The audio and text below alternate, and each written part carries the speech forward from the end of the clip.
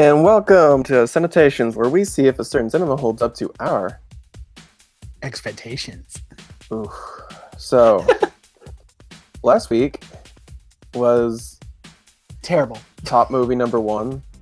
And this week is actually a good movie.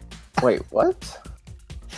An actual good movie. Where are we allowed to do that? I've done that. I did that for a while without really anyone noticing, or without any of y'all noticing. But you know, I've noticed. You just choose not to listen to my orders. Oh, well, the fact that you just leave it up there, you don't tell me that's not going to work. It just anyway. So we decided to go watch Ready Player One. Da, da, da, da, da, da. Oh my god! Initial thoughts. Oh yeah. That's my reaction. Just start firing it off. It's I don't even know where to start. It's just so good. So basically, so everyone, as this show goes, spoil alerts ensue, and sure. So, basically, the whole movie was fine, but it was from when the big battle started at the end. Like, from there to the end. What's wrong with that? No, there's nothing wrong with it. I'm saying that was my favorite part. Oh, I was like, do I have to go over there and fight you? No, that's one of the best parts. from basically the scene where he starts his message and all the troops start flooding in and all that, all that part. It was beautiful. All that was amazing. I loved trying to look in there and see the things I knew. So basically, someone asked me how I thought of it. And so I basically go, okay, well, can I tell you part of the scene? And they're like, yeah, sure. I'm like, okay, because this is basically if you know me, this is gonna explain how much I think of it. Where Iron Giant and a Gundam are fighting Mechagodzilla to the song "We're Not Gonna Take It." I love it. I could never think of needing. It's one of those situations where I didn't know I needed this until you showed it. I needed it exactly. And now that it's in my life, when the bad guy brought out Mechagodzilla, I saw the little icon, and because I'm one of those nerds. I'll be like, oh, I know a bunch of these things. So I see his little graphic icon where a bunch of people are probably like, what is that? I'm just like, he's gonna drop that. I saw that and I'm like, no. Yeah. Like, bitch, no. Yeah, Mechagodzilla, I'm like, I gotta go. So Iron Giant's using his pulsing beams and the heroes steering around in the freaking DeLorean.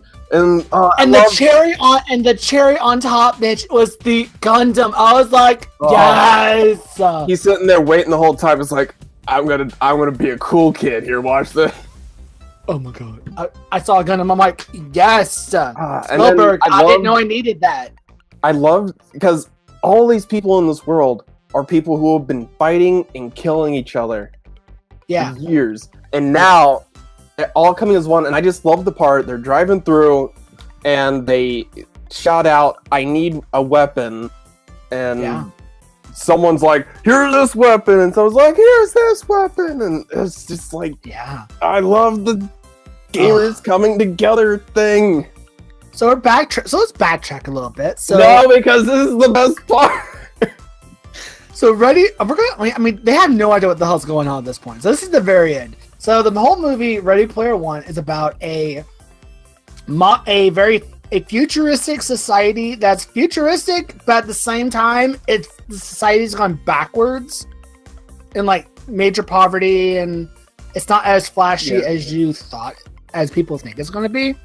Oh yeah, no. The poor housing district is a horrible design upon itself. Oh yeah, there's a whole film theory, game theorist. He did a whole video on that, on how that's probably the most dangerous thing in that movie. I saw that video. He had a point where it's like, why don't you just use the cheap concrete and it would be cheaper and safer. What are you doing? Yeah.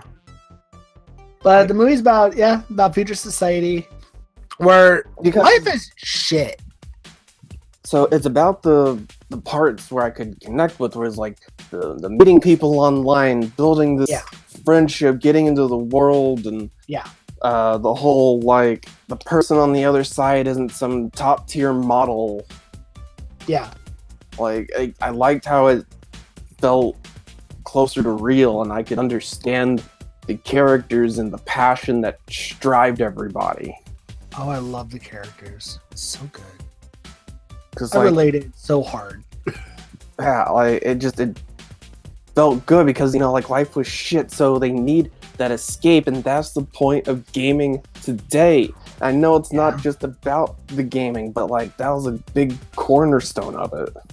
And the whole good chunk of the movie is about learning how to connect with people in any way you can, regardless if you want to or not, because you need that human interaction. Because towards the end, you find out the whole point of the quests and contest was so people get closer together. And it was a very good example of it's not about the destination, it's about the journey. Yes. And one of the most depressing characters in the most depressing character in that movie was Holiday. Yeah. Now Holiday is one of the two guys who created the game that he was very smart, but he had the mental thing that he was not very good at being social, and he didn't connect with a lot of people. Yeah. But even with Atari, even with just a little pixel, he could put himself into that character. And you felt really bad for him at the end because he didn't want anyone else to go through what he did. And you're just like, oh shit. That was probably one of the few times I had one solitary tear all down my face. No, I don't know if I got that emotional about it, but because he was just so sad, and I was like, oh, poor Holiday. It was just really sad. And the fact with his the girl that he loved, Lauren? I don't remember her name. I think her screen name was like Kira. Yeah. I think the girl's name was Karen. But he ended up marrying his best friend, and I was like, oh. Because he missed his opportunity. Okay, now we're jumping around at this point, but one of my favorite parts, oh my god, The Shining. Oh, that was a good scene. Oh, jeez. Because the clue. Okay, so in this game, in this quest that they're doing, their job is to. Okay, so it's kind of very similar to Sword Art Online. Have you seen it? Where you go through all these quests, these towers to get this, not egg. I guess it was an egg in Sword Art Online. Like a device, like an egg, I guess, where you have complete control, do whatever you want. In this movie, it's similar. With the fact that you get the egg and you can control Oasis, you become the head guy, the head person in charge of it now. So so they had like these 3 different missions, to complete to get these 3 keys. The first one was a race car track that you saw stuff like Jurassic. Now that was one of my favorite parts because it really T-Rex. Yes, especially the T-Rex, but because it was a Steven Spielberg movie, I liked seeing Steven Spielberg things. Yes. Whereas with the T-Rex or King Kong, things like that, like I especially seeing like the different cars, like there's the Tron bike or Batmobile or freaking Bigfoot monster truck. Oh, but the first one was a race car track, and then it made sense with stuff like with the corporation flooding the zone with their people, and like a lot of stuff. Like, okay, so the stacks still is a horrible idea, but besides for whatever that looked, but like the general concepts made sense. Yeah. So the first one was the race car track. The second one was The Shining. And the clue, it should have hit me in the face, because the clue was like, a creator that hates his creation, and it didn't dawn on me until they're like, The Shining. I'm like, why did that not make sense to me? Because Stephen King hates The Shining. The movie, anyway. That's what happened at the end when they were talking about the Easter egg within the Adventure Atari game, because I knew about that fact. Yeah. I actually didn't. Of course. They're like Adventure. I'm like, oh my god. Now that one I didn't. It was the first Easter egg in a game, because back then it wasn't about showing off that you did the thing. Yeah. The creators weren't given the credit. So this guy's like, well, screw you guys. I'm putting my name in here. And the way they explained it was just so charming and just like heartwarming. Yeah, it had a really good message in there. And it didn't make things feel cheesy to me. No, it didn't. That could have just been me being blindsided by all the nostalgia stuff. Because, I mean, when the Iron Giant fell, he did a Terminator thing. Oh, he did! Yeah, that's right, he did! So I'm like, like, half the time and all the, like I said, the whole battle thing, all that stuff. But, you know, it's like the relationship didn't feel forced. Like, it was organic feelings about stuff. Oh, this movie was just... And that's why I wanted to go. One of the reasons I wanted to go see it, because it was a Steven Spielberg movie, and he has a very well credit of making good movies. Good track record, yes. So the first one's the Racetrack, second one's The Shining, which oh my god! On top of the fact that the writer of the book helped control the movie, so he was like totally still his vision in there. Oh yeah, he was totally there. It was great. I watched a bunch of interviews after I saw the movie. It was so great.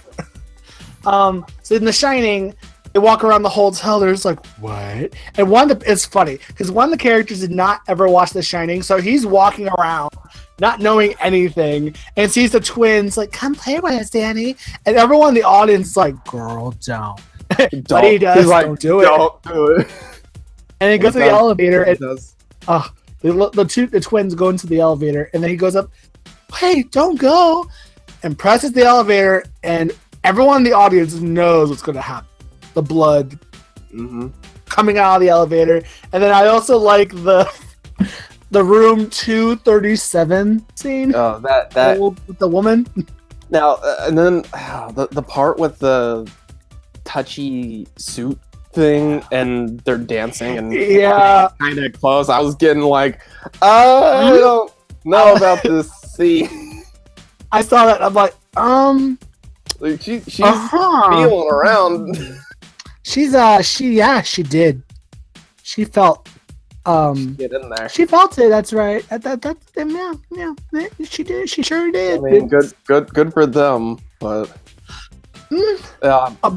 But I do gotta say that the club scene, that was probably one of my favorite scenes. I mean, not like the scene that happened there, but visually what the club looked like. That'd be badass. Yeah. I'd want that. No, I love the whole universe, man. Like, if they can finally come out with something that in depth and amazing, I'd splurge. I'd take a mortgage out for that.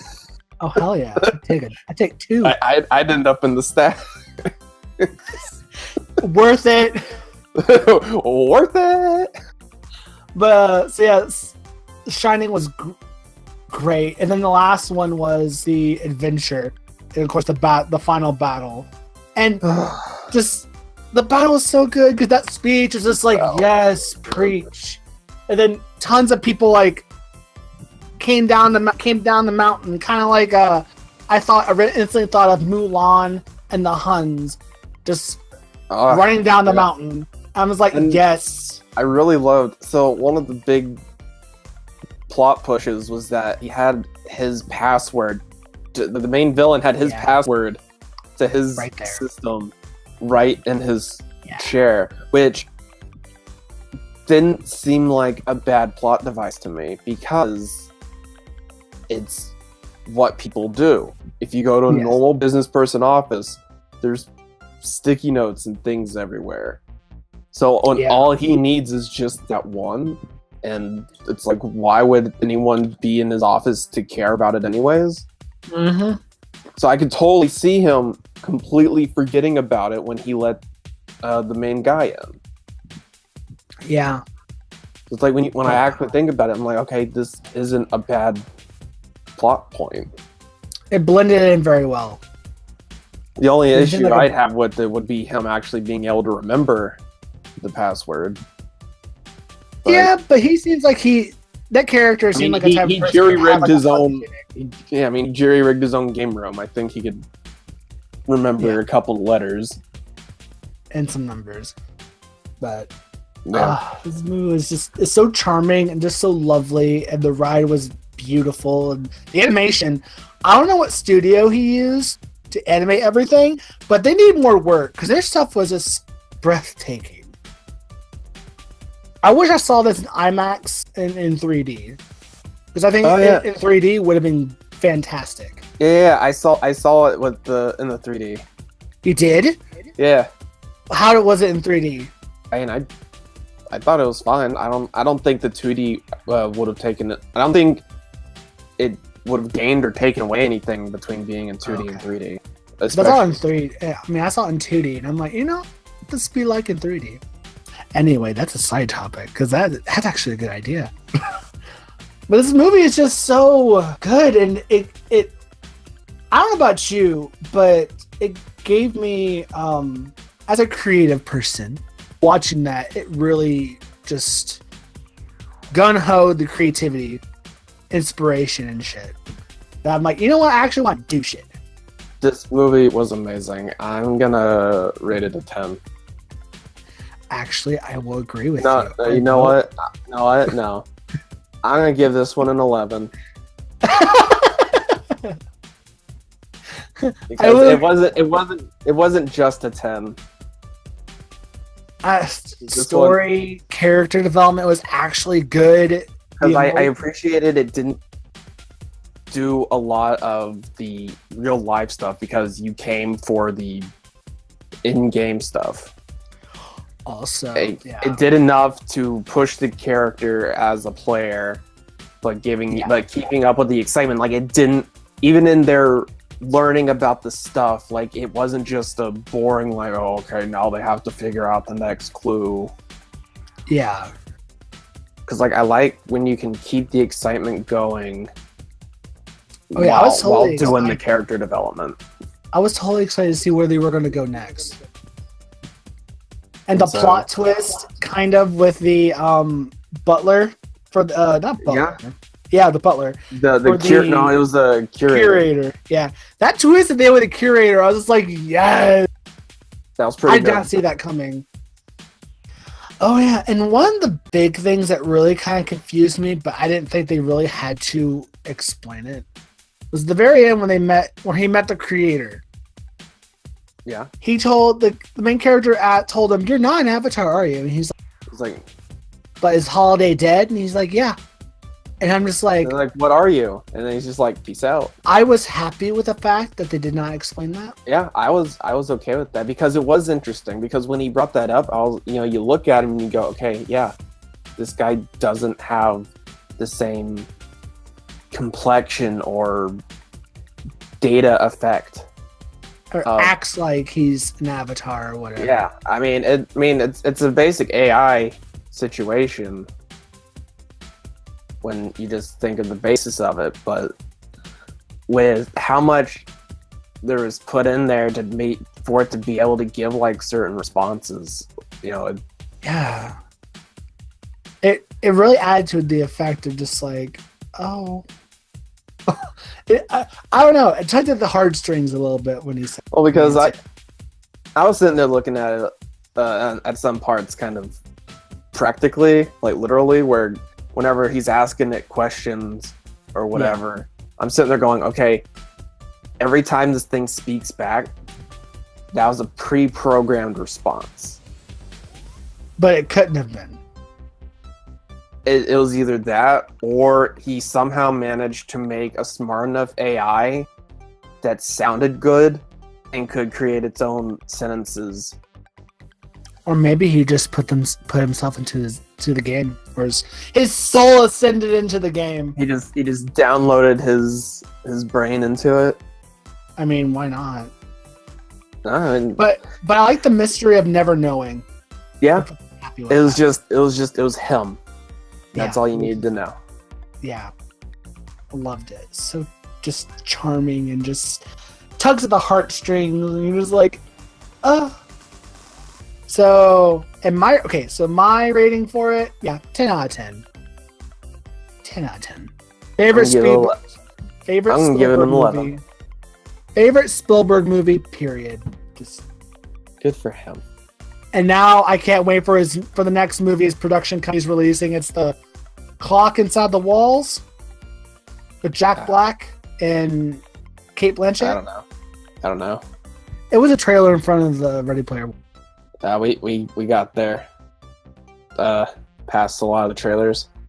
It was one of the first trailers, and it looked like a good movie. Anyway, I got there late with the trailers. So go watch the movie. It's good. Go do it now. It's worth the $10. Do or it. $5 depending on where you're at. Do it. Okay, bye.